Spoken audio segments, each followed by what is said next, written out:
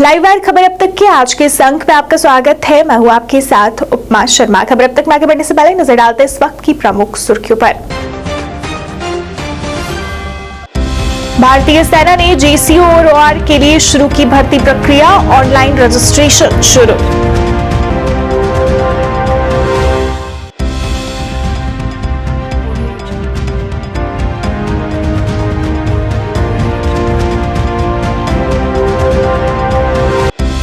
कई राजनीतिक दलों ने प्रॉपर्टी टैक्स को लेकर जताया रोष, रोल बैक करने की मांग।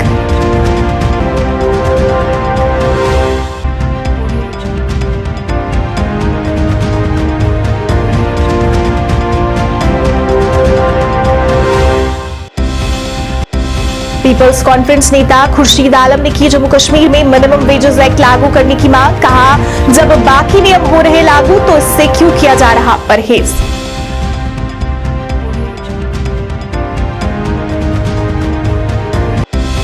और आजादी का अमृत महोत्सव के तहत मेंढर में फोटो प्रदर्शनी का आयोजन, एसडीएम मेंढर ने किया उद्घाटन।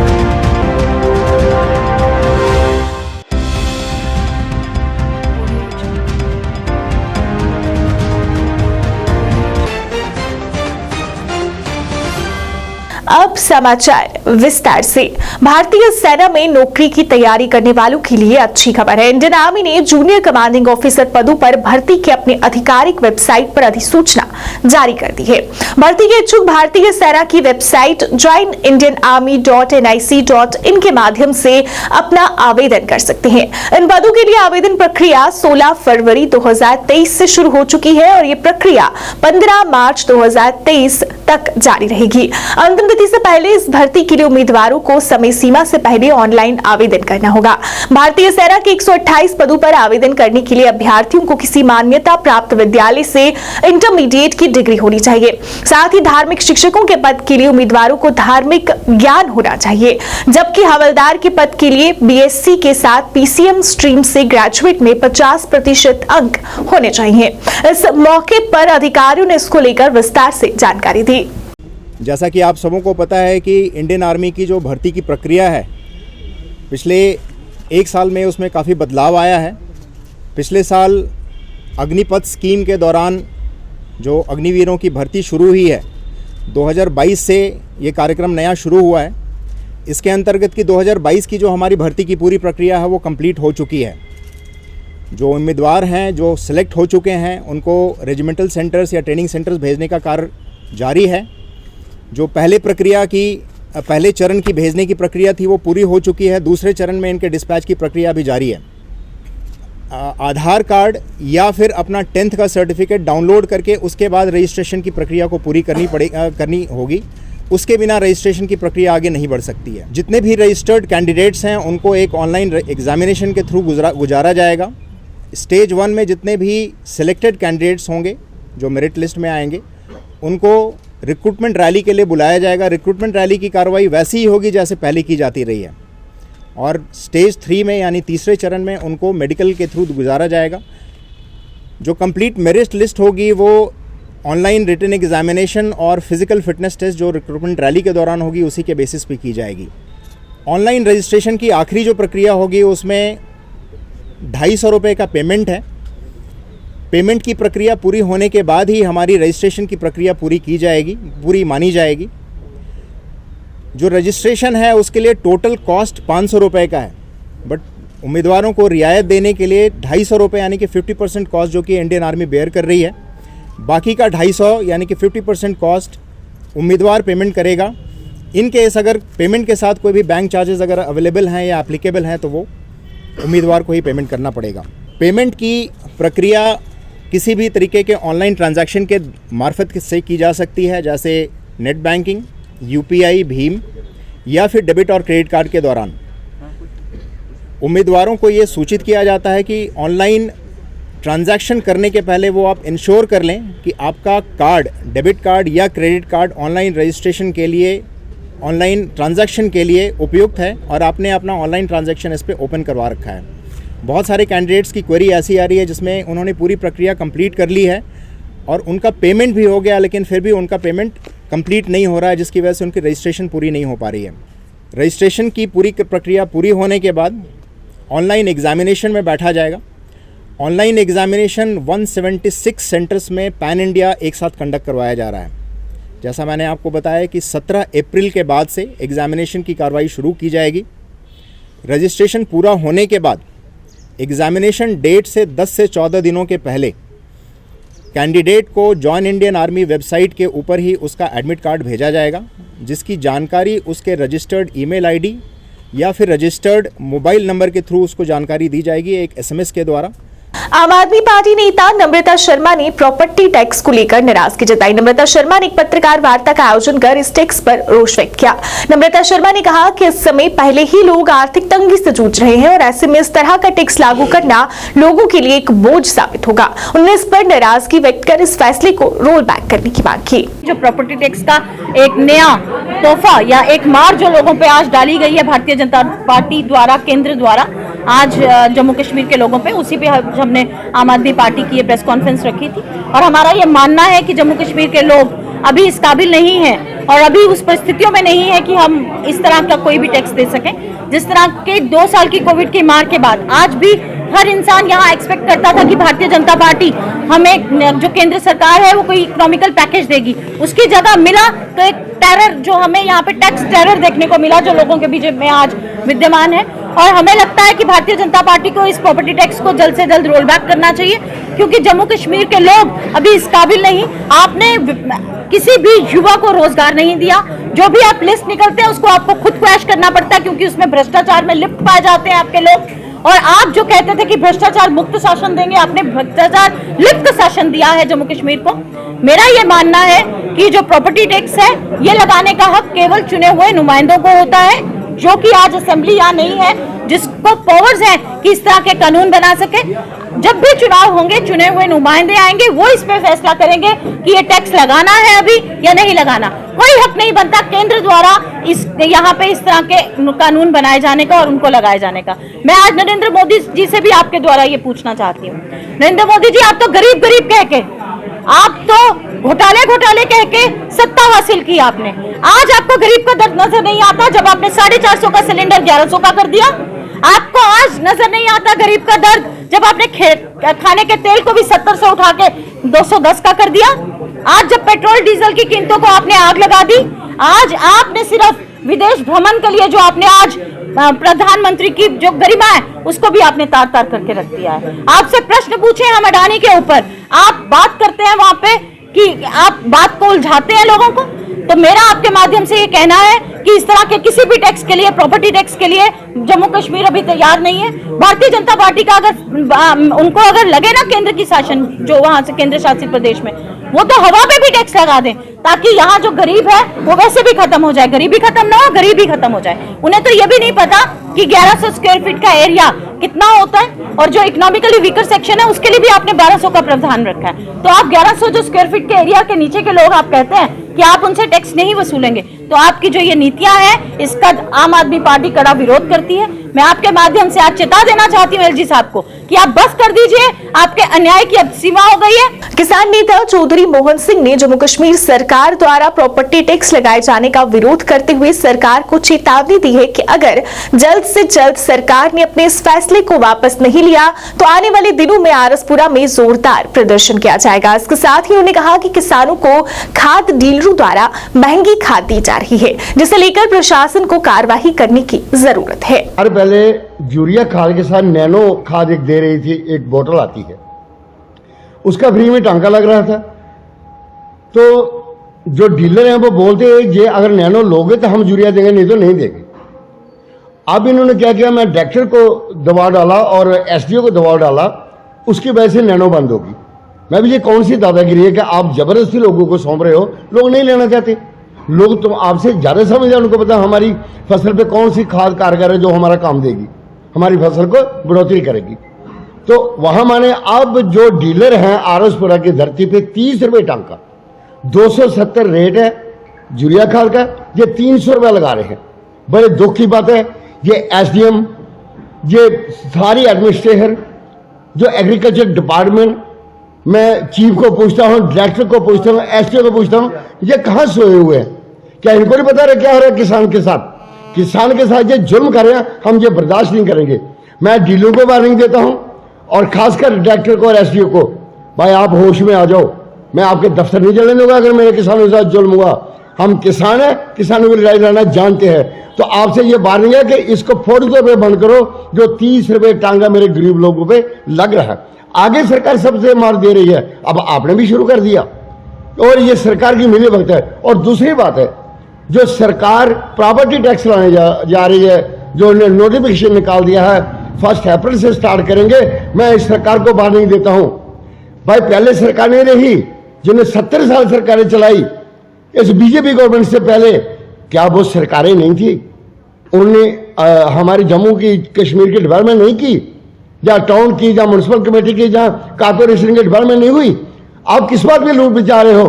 डीजीएम के राष्ट्रीय महासचिव सुहेल अहमद मीर ने प्रॉपर्टी टैक्स का विरोध करते हुए कहा कि इस आदेश को वापस लिया जाए, नहीं तो इसको लेकर आंदोलन किया जाएगा। सुहेल ने प्रधानमंत्री नरेंद्र मोदी और उपराज्यपाल मनोज सिन्हा से आदेश को वापस लेने की अपील की। ये टैक्स लागू करने की मतलब एक कोशिश भी की है और प्लस उन्होंने ऑर्डर भी निकाला है, लेकिन ये एक गलत सिस्टम है J&K यूटी के लिए, क्योंकि यहाँ पे लोग जो है तबाकुन है पिछले 30-32 सालों से। यहाँ पे टैक्स का मामला जो है बिल्कुल ये नाकाबिल तारीफ है, इसको यहाँ काबिल तारीफ नहीं कबूल किया जाएगा, क्योंकि यहाँ के लोगों को जो मुसीबतों का सामना करना पड़ रहा है हर एक सिस्टम से। पहले अभी इससे पहले डिमोलिटेशन का मसला हुआ तो उसमें भी लोग परेशानी के आलम में रहे। और जो दूसरी बात यह है कि जो यहाँ पे अनएम्प्लॉयमेंट का मसला है, यहाँ के लोग रोजगार के लिए परेशान हैं। जो यहाँ पे बागों से आप कोई फ्रूट में वगैरह आता था, एप्पल वगैरह, उससे कुछ इनकम आ रही थी, वो भी इस साल तबाहकुन साबित हो गया। इसलिए मैं लेफ्टिनेंट गवर्नर साहब और माननीय मंत्री नरेंद्र मोदी जी से एक मोतबाना रिक्वेस्ट करता हूँ डीजीएम की तरफ से कि इसको फिलहाल वापस लिया जाए, नहीं तो इसके खिलाफ एक आंदोलन चलेगा जिसमें डीजीएम बढ़ चढ़ के हिस्सा लेगी, क्योंकि ये नाकाबिल तारीफ है यहाँ के आवाम के लिए। पीपल्स कॉन्फ्रेंस के वरिष्ठ नेता खुर्शीद आलम ने आज कहा कि अगर केंद्र सरकार यहाँ सभी बाहरी नियमों को लागू कर रही है तो वो मिनिमम वेजेस एक्ट को लागू करने से क्यों कतराते हैं। उन्होंने कहा कि डेली वेजेस पिछले काफी समय से इसको लेकर आवाज उठा रहे हैं और ये एक्ट लागू न होने से उनकी आय बहुत कम है, जिससे उनके लिए गुजारा कर पाना भी मुश्किल होता जा रहा है। उन्होंने जल्द इस पर विचार करने की अपील की। फैसला गवर्नमेंट ने किया है रियासत जम्मू कश्मीर की LG इंतजामिया ने, यहाँ के डेली वेजर्स, रोज़ाना उजरतों पर काम करने वाले सरकारी महकमों में, म्यूनसिपल कॉरपोरेशंस में, म्यूनसिपल कमिटीज़ में, उनका पिछले कई सालों से मुतवातिर जद्दोजहद वो कर रहे हैं, मुतालबा कर रहे हैं कि हमें रेगुलराइज किया जाए। 20-20 साल उन्होंने नौकरी की है, अभी उनके मुतालबे पे कोई मुस्बित कार्रवाई नहीं हुई। अब उम्मीद ये की जा रही थी कि उनके मुशाहरे में रोज़ाना जो उनको मिल रहा है 300 रुपया, उसमें माकूल इजाफा किया जाए। उसके मुतबादिल कल परसों जो ऑर्डर हुए हैं 11 रुपये उनका इजाफा हुआ है, ये एक मजाक है, एक मज़ाक का ख़ैज़ मजाक है। मैं समझता हूँ ये हैरत की बात है कि यूटी में, किसी भी यूटी में जो हमारे मुल्क में है या पूरे भारत में, जो daily rated wages minimum wage है वो अनस्किल्ड के लिए 18,000 रुपया पर मंथ है और 21,000 रुपया स्किल्ड लेबर के लिए पर मंथ है।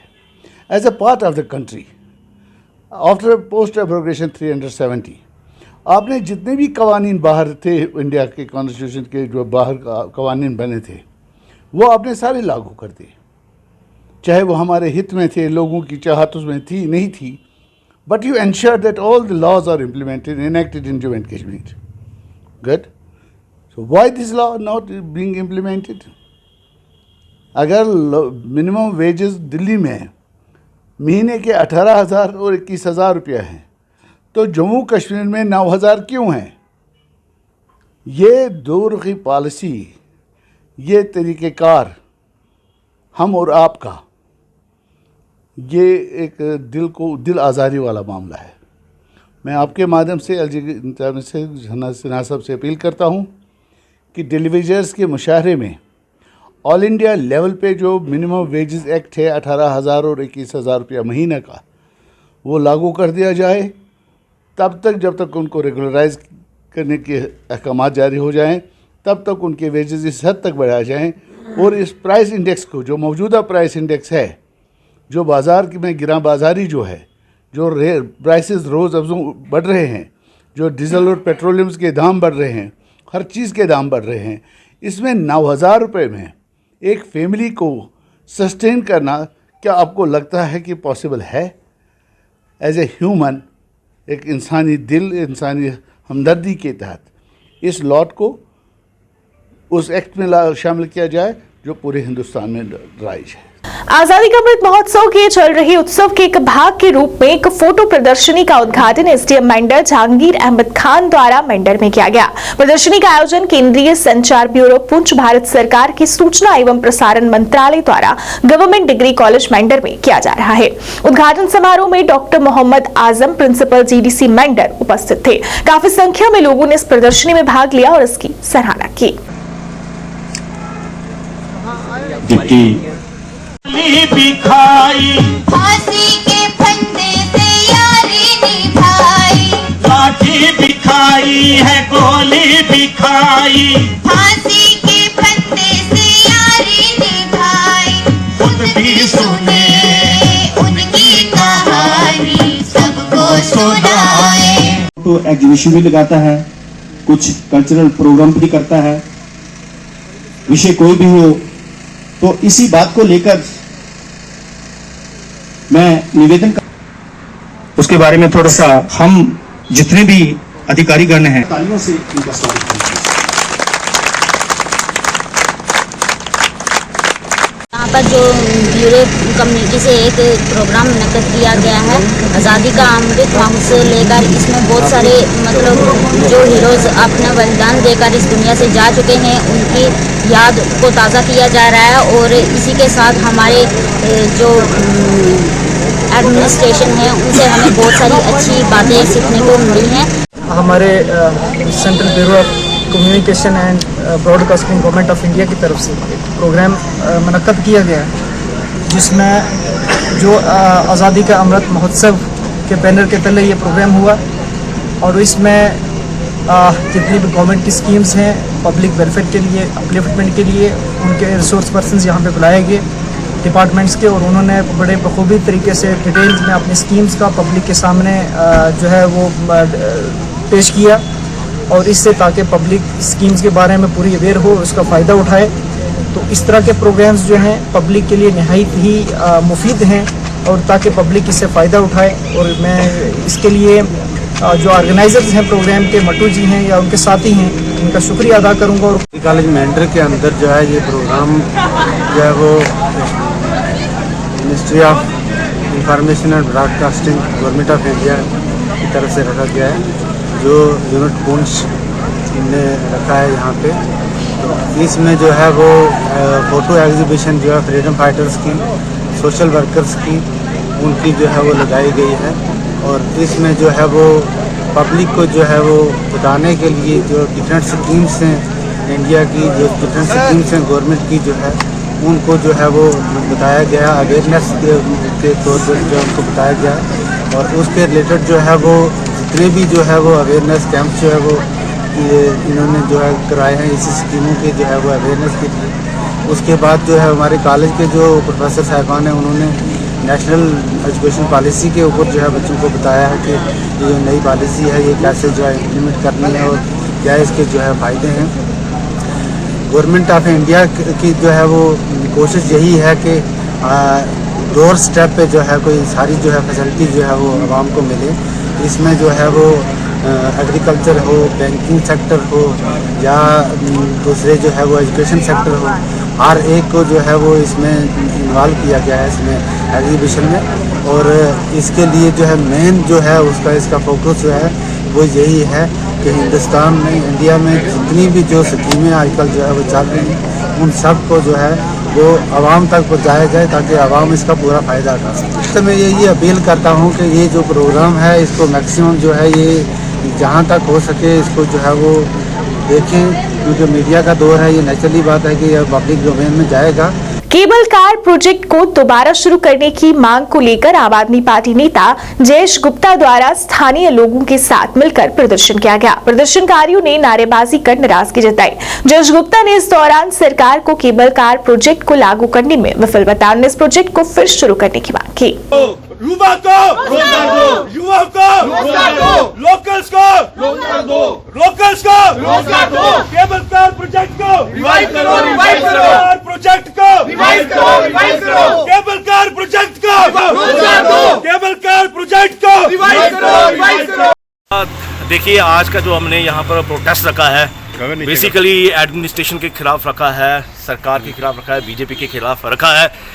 यहाँ पर जो केबल कार प्रोजेक्ट बनाया गया है, महामाया टू बाहुफोर्ड, देन पूर्व टू महामाया, देखिए यहाँ पर इन्होंने इतना सारा करोड़ों अरबों रुपया खर्च किया है। मैं बोलूँगा it's a complete failure of the project. यहाँ पर टैक्स पेयर की पैसों की धज्जियाँ उड़ाई गई हैं। धज्जियाँ क्या उड़ाई गई हैं? इतना पैसा लगाने के बावजूद मुझे लगता है पूरे नॉट ओनली इन इंडिया, पूरे वर्ल्ड में ऐसा ये पहला केबल कार प्रोजेक्ट होगा। यहाँ पर कोई फुटफॉल नहीं है, कोई नहीं आता है। केबल कार पूरे के पूरे दिन चलती रहती है। Wastage of money, wastage of electricity. और यहाँ पर भी मतलब देखा जाए तो यहाँ पर जो लोकल लोगों को एम्प्लॉयमेंट का जो मौका मिलना चाहिए था, कोई एम्प्लॉयमेंट नहीं दी गई है। इसके फेलियर के मैं बताऊंगा 2-3 मेजर कारण क्या है। यहाँ पर इन्होंने जो टिकट्स रेट रखे हैं 300 रुपया रखे हैं। मुझे बताइए 300 रुपया एक जो गरीब इंसान है अगर उस 4 अपने मेंबर्स को लेके आता है, 300 × 4 यानी कि 1200 रुपया उसको पे करना पड़ेगा। और आने जाने का खर्चा यानी कि लगभग उसको 3-3.5 हज़ार रुपया खर्च करना पड़ेगा। तो ये इन्होंने टिकट से बड़े ज्यादा रखे हैं। डिमांड ये है कि आपने इसको फेल कर दिया है। आप सबसे पहले जो टिकट के जो रेट है उसको आप कम कीजिए। 300 की बजाय आप इसको 100 रुपया कीजिए, या उससे भी हो सकता है 50 पे कीजिए। आहिस्ता आहिस्ता आप क्या कीजिए, वो देख लीजिए वो खाली जा रहा है। आहिस्ता आहिस्ता आप क्या कीजिए, 50 के बाद जब आपको लगता है यहाँ पर फुटफॉल आ चुका है, आप उसको रेट को आप आहिस्ता आहिस्ता बढ़ाइए, 75 या 100 ले जाइए। लेकिन अभी यहाँ पर कोई आता ही नहीं है, तो इसलिए टिकट्स का रेट कम होना चाहिए। आरटीआई एक्टिविस्ट बलविंदर सिंह द्वारा आज एक पत्रकार वार्ता का आयोजन किया गया। इस अवसर पर बोलते हुए बलविंदर सिंह ने जेकेयूटी एक्साइज पॉलिसी को लेकर बात की और उसको लेकर सरकार पर निशाना साधा। ये देखते हैं। मैं जेकेयूटी की जो एक्साइज पॉलिसी है 2022-23 की, उसको कंडेम करता हूं। और मैंने आज से कुछ 10 महीने पहले जेएंडके हाई कोर्ट में एक पिटीशन दायर की थी, जिसमें मैंने ये चैलेंज किया था कि इसके ऊपर स्टे दिया जाए, इसको रोका जाए। क्योंकि सर 2017-18 की पॉलिसी थी जो SRO 157 के तहत लाई गई, उसमें यह मेंशन किया गया था कि रिलीजियस प्लेसेस से वाइन शॉप का डिस्टेंस कितना होना चाहिए, 100 मीटर था। 2018-19 की जो पॉलिसी आई एक्साइज पॉलिसी, उसमें लिखा गया कि यह 300 मीटर का डिस्टेंस होना चाहिए रिलीजियस इंस्टीट्यूशन से, स्कूलों से, इन चीज़ों से। उसके बाद 2019-20 में जो पॉलिसी आई उसमें भी 100 मीटर का डिस्टेंस मेंशन किया गया। लेकिन बड़ी अफसोस से कहता हूँ 2022-23 की जो पॉलिसी फ्रेम की गई उसमें डिस्टेंस मेंशन ही नहीं किया गया। इसी 2022-23 की मैंने इस पॉलिसी को कोर्ट में चैलेंज किया, जिसका डिस्पोजल 2-3 दिन पहले हुआ।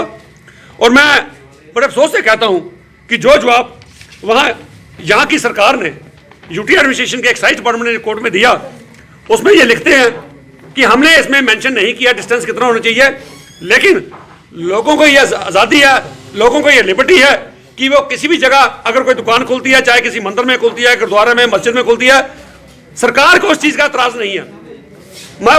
सरकार कहती है हम माइंड नहीं करते, दुकान चाहे गुरुद्वारे में खुल जाए, मस्जिद में बाहर खुल जाए, एजेंसी किसी भी मस्जिद के बाहर खुल जाए। वो कहती है अगर आपको एतराज़ है, अगर पब्लिक को एतराज़ है, तो पब्लिक अपनी कंप्लेंट डिस्ट्रिक्ट मजिस्ट्रेट के पास दे सकती है। सो मैं सरकार से पूछना चाहता हूँ कि सरकार की ये पॉलिसी, सरकार भारतीय जनता पार्टी जो हिंदुस्तान की नहीं दुनिया की सबसे बड़ी एक पॉलिटिकल पार्टी है, और जो हमेशा जम्मू कश्मीर की खास में विंग की बात करूं, हमेशा नैतिकता की दुहाई देते रहे, हमेशा धार्मिक आस्था की बात करते रहे, धार्मिक और मॉरल वैल्यूज को प्रमोट करने की बात करते रहे। और ये जो मेरे पीछे आप देख रहे हैं, ये जो एक बैनर मैंने अपने पीछे लगा के रखा है, पर दिल्ली गवर्नमेंट, दिल्ली की जो बीजेपी सरकार है जो अपोजिशन में है, वहां वो प्रोटेस्ट करती है केजरीवाल की एक्साइज पॉलिसी के ऊपर कि आपने इसमें मेंशन नहीं किया पर डिस्टेंस कितना होना चाहिए मंदिर के द्वारे से, तो आप मंदिरों के पास खोल रहे हो, मस्जिदों के पास खोल रहे हो। वहां बीजेपी की सरकार, वहां बीजेपी के लोग प्रोटेस्ट करते हैं। और ये स्मृति ईरानी जी ये भी दिल्ली में प्रोटेस्ट करती हैं उनकी एक्साइज पॉलिसी के खिलाफ। उसके बाद दिल्ली के इनके पार्टी के प्रेसिडेंट वो भी सरकार को धमकी देते हैं कि विदिन 48 आवर्स आप यहाँ दुकानें बंद कर दीजिए, जो मोहल्ले में खोली है, जो मंदिरों गुरुद्वारों के बाहर खोली है, इनको बंद कर दीजिए। ये कुछ और कहता है, ये कागज यास्ती सरकार का जवाब है। मेरे हाथ में जो कागज है ये कुछ और कहता है, और दिल्ली की ये अखबारों की सुर्खियां कुछ और कहती हैं।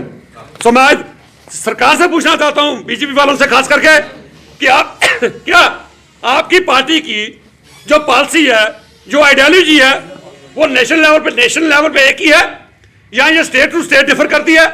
क्योंकि दिल्ली में आप इस चीज पे प्रोटेस्ट करते हो, जम्मू में आपकी पॉलिसी में वही चीजें खुद हैं।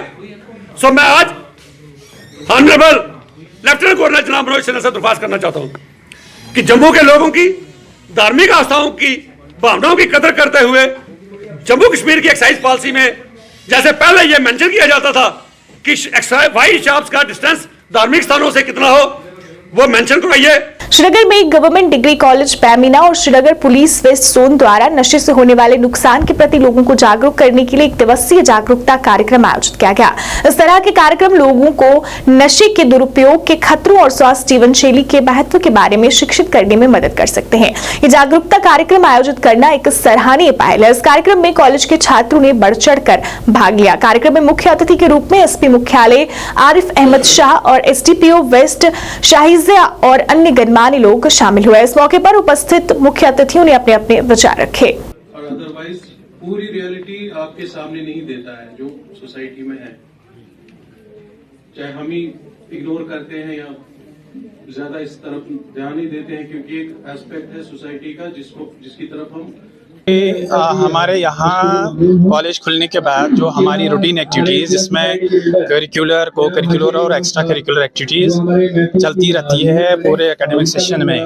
और क्योंकि इस साल का एकेडमिक सेशन 15 फरवरी से स्टार्ट हुआ है, और सबसे पहला जो आज का प्रोग्राम जो हमने ड्रग अब्यूज़ अवेयरनेस के ये जो है तहत हमने यहाँ अंजाम दिया है, जिसमें हमारा जो है ताउन जेके पुलिस डिस्ट्रिक्ट श्रीनगर और स्पेशली वेस्ट जोन का रहा।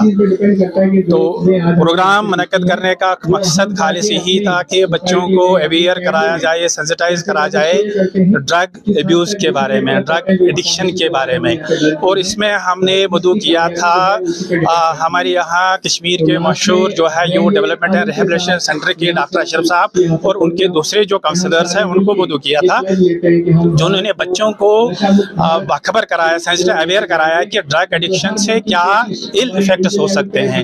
तो प्रोग्राम बहुत ही आपने देखा होगा, बहुत ही शानदार रहा। और हम इसके जो अगराज व मकासद हमें लगता है वो हमारे पूरे हो रहे हैं, और आगे भी हम ये चाहेंगे कि ये जो है J&K पुलिस हमारा ताउन दे इसमें, ताकि हम अपने बच्चों को बाखबर कराएं कि जो ड्रग के इल इफेक्ट्स हैं और इसके समाज के तय जो बुरे असरात हैं। अपने सामाजिक कर्तव्य को निभाते हुए ICICI फाउंडेशन की तरफ से ब्लॉक सुचेतगढ़ के अधीन आते गांव कलोई में एक दिवसीय नेत्र जांच शिविर का आयोजन किया गया, जिसमें काफी संख्या में ग्रामीणों ने पहुंचकर अपनी आंखों की जांच करवाई तथा निःशुल्क दवाइयां एवं चश्मे हासिल किए। पंचायत के सरपंच सरदार ओमकार सिंह की अध्यक्षता में आयोजित इस एक दिवसीय नेत्र जांच शिविर के दौरान डॉक्टर अपूर्वा कौशिक तथा अन्य डॉक्टरों की टीम के सदस्यों ने लोगों की आंखों की जांच की तथा आंखों की देखभाल करने संबंधी जागरूक किया। इसके अलावा लोगों में निःशुल्क चश्मे भी फाउंडेशन की तरफ से दिए गए।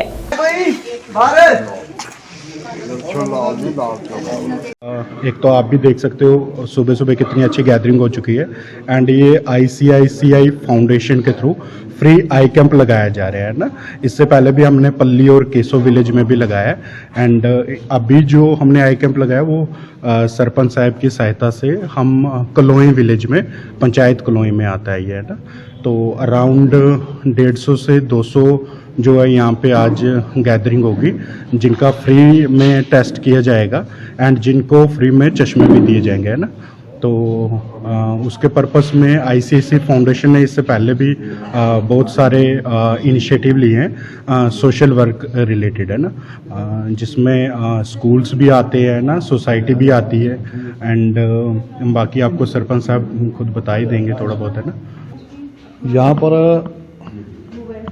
ICICI फाउंडेशन बैंक की तरफ से यहाँ कैंप जो है वो लगाया गया है, और हमने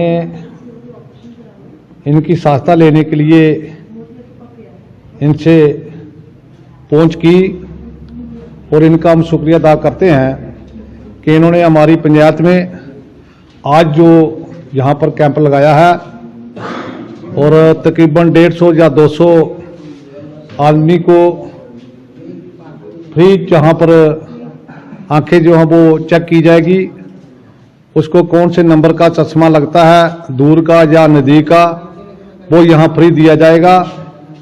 और मैं अपनी पंचायत से और अपने सभी साथियों की तरफ से, अपने सभी पंचों की तरफ से इनका डिपार्टमेंट का बहुत बहुत शुक्रिया अदा करता हूँ कि ऐसे अगर हमारे देशभक्त जो हैं वो काम करते रहेंगे तो यहाँ कोई भी किसी चीज की कोई प्रॉब्लम नहीं रहेगी। इसको ज्यादा मैं ना बोलते हुए जय हिंद जय भारत। बीडीसी चेयरमैन मीरा साहिब दिलीप कुमार ने ब्लॉक के अधीन आती पंचायत टिंडे कला लोअर में पंचायत घर में ओपन जिम का उद्घाटन किया ताकि पंचायत के लोग सुबह शाम वहां पर आकर व्यायाम कर सके। इस मौके पर पंचायत के सरपंच सरदार राजा सिंह, पूर्व सरपंच सरदार सुखवंत सिंह सहित काफी संख्या में स्थानीय लोग मौजूद रहे। इस मौके पर बीडीसी चेयरमैन दिलीप कुमार ने कहा कि पंचायत में इस तरह की ओपन जिम लगने से क्षेत्र के लोगों को काफी फायदा मिलेगा।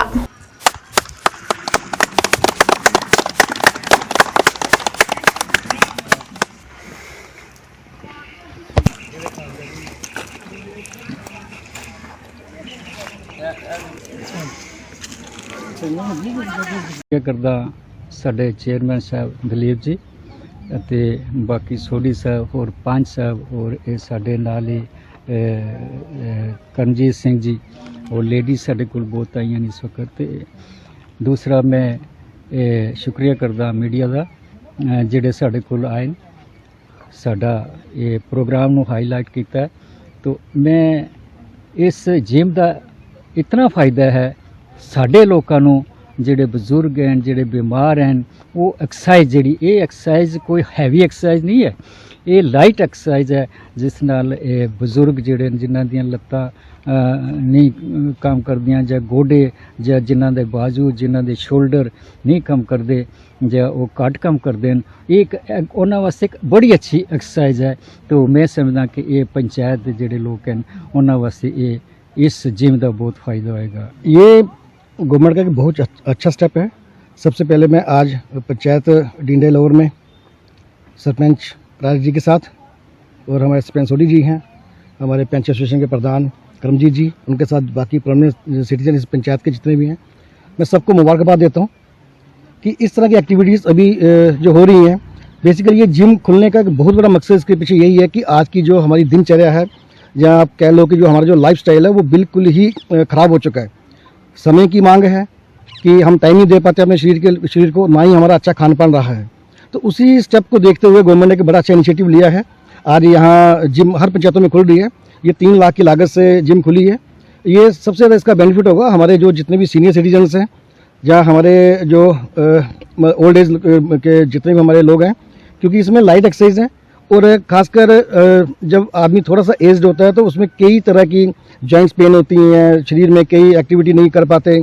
तो इस वजह से ये जिम के सहारे वो अपना हर जो एक्टिविटी है अपने शरीर की पूरे बॉडी की जो एक्सरसाइज कर सकते हैं। और ये ओपन जिम है, ये सबके लिए खुला है, 24 घंटे खुला है।